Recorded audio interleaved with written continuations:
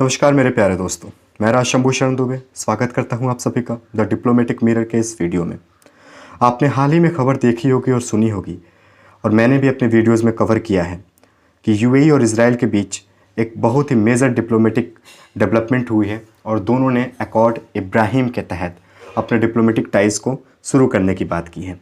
इसके रिस्पॉन्स में टर्की ने यूएई से अपने डिप्लोमेटिक टाइज ख़त्म करने की बात की है। ये वीडियो उसी पर बेस्ड है और इस वीडियो में हम समझने की कोशिश करेंगे कि आखिर टर्की ने ऐसा रिस्पांस क्यों दिया, वो कौन से कारण हैं जिसके तहत टर्की ने रिस्पांस दिया, और मुस्लिम ब्लॉक्स क्या हैं पूरे वर्ल्ड में, और मुस्लिम ब्लॉक्स में जो लीडरशिप है टर्की की जो कुछ सालों में उभर रही है एर्दोगन के नेतृत्व में, वहाँ के प्रेसिडेंट के नेतृत्व में, उसके क्या मायने हैं।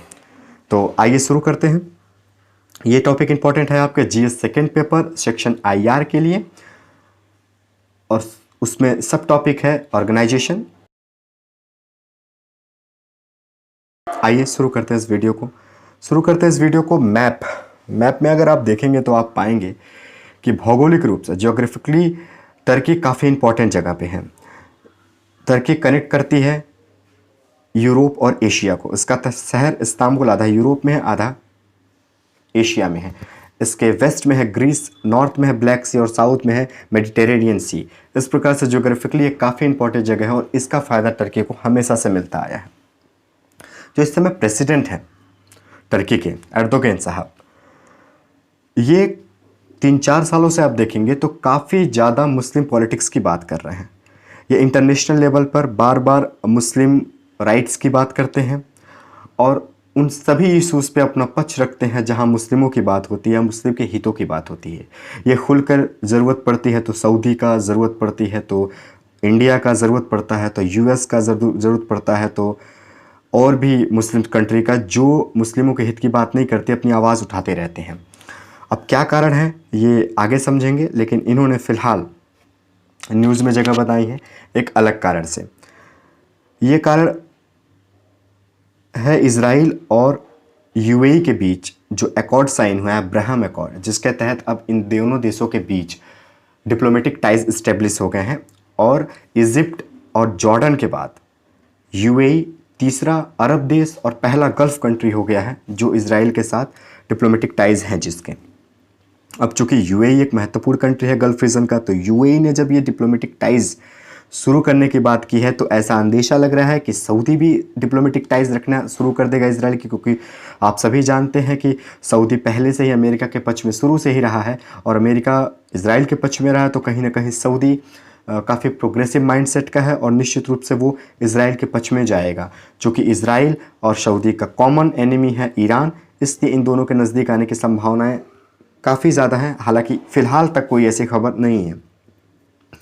जब ये डिप्लोमेटिक टाइज की बात बाहर आई तो एर्दोगन ने कहा कि इजराइल ने पैलेस्टाइन के हक को मारा है, उनके अधिकारों को मारा है, वहाँ पर नरसंहार किया है। और ऐसी स्थिति में अगर यूएई डिप्लोमेटिक टाइज रखता है, हालांकि टर्की के डिप्लोमेटिक टाइज इजराइल में से 1949 से ही, इसके बावजूद उन्होंने कहा कि अगर यूएई डिप्लोमेटिक टाइज अपनी रखता है, डिप्लोमेटिक संबंध रखता है, तो हम अपने संबंध यूएई से ख़त्म कर देंगे। हालांकि एक मात्र कारण नहीं है कि यूएई से अपने संबंधों को ख़त्म करने की बात कर रहा है टर्की। आपको याद होगा कि 2018 में जब सीरिया में कुर्दिश आर्मी से लड़ रहा था, टर्की और सीरिया बॉर्डर पे जब टर्की कुर्दिश आर्मी से लड़ रहा था, तो कुर्दिश आर्मी का सपोर्ट किया था उस समय यूएई ने, पैसे से, हथियारों से और भी डिप्लोमेटिकली तरीके से कुर्दिश आर्मी का इन्होंने सपोर्ट किया था और कुर्दिश आर्मी से लड़ता है टर्किश। तो इस वजह से इन दोनों के बीच अनबन उसी समय 2018 से ही शुरू हो गई थी। लेकिन उस समय चूंकि वो नेशनल इंटरेस्ट थे इसलिए ज़्यादा इन्होंने कुछ नहीं बोला, लेकिन यहाँ पे इंटरेस्ट मुस्लिम वर्ल्ड का आ गया है, मुस्लिम इंटरेस्ट आ गया, इसलिए एर्दोगन ने इस पूरे मौके को भुनाने की कोशिश की है। जहाँ बात आती है सऊदी की, तो सऊदी मुस्लिम ब्लॉक में आज भी, और शायद आने वाले समय में देखते हैं क्या होता है, सबसे बड़ा लीडर है। मतलब मुस्लिम वर्ल्ड का एक तरीके से फेस है सऊदी। तो अगर ये सऊदी को अटैक करते हैं तो निश्चित रूप से इनकी पॉपुलैरिटी और बढ़ेगी। इन्होंने यूएई को काउंटर किया क्योंकि इजराइल से डिप्लोमेटिक टाइज हैं, ये सऊदी को काउंटर करेंगे क्योंकि यूएई ने जब किया डिप्लोमेटिक टाइज किया तो ये कहेंगे कि सऊदी आपने क्यों नहीं रोका। तो इस तरीके से दुनिया भर के मुसलमानों को जिनके लिए मायने रखता है कश्मीर इशू या फिर पैलेस्टाइन इशू, उनके लिए हीरो बन के उभरेंगे।